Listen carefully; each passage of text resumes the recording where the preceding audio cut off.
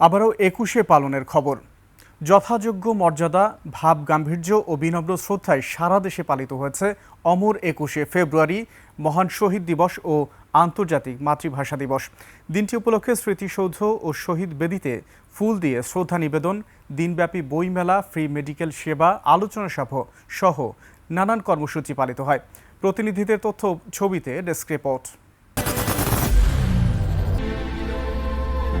I am Ox.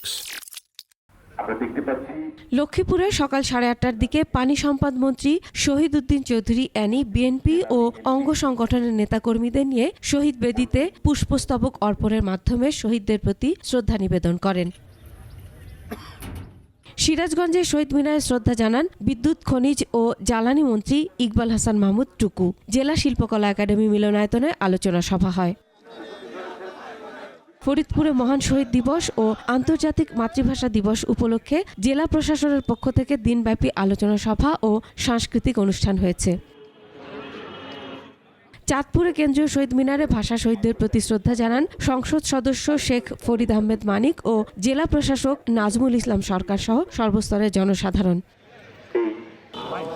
নরসিংদীতে শহীদ মিনারে ফুল দিয়ে শহীদদের শ্রদ্ধা জানান সংসদ সদস্য খায়রুল কবির খোকন। এছাড়া জেলা প্রশাসকের কার্যালয় থেকে একটি প্রভাত ফেরি বের হয়।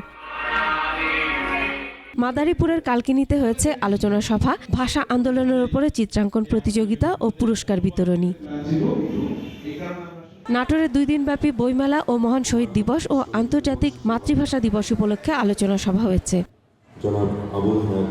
টাঙ্গাইলের সখীপুরে ফ্রি মেডিকেল ও চক্ষু ক্যাম্প, চিকিৎসা সেবা দেওয়া হয় ৩৫০০ রোগীকে।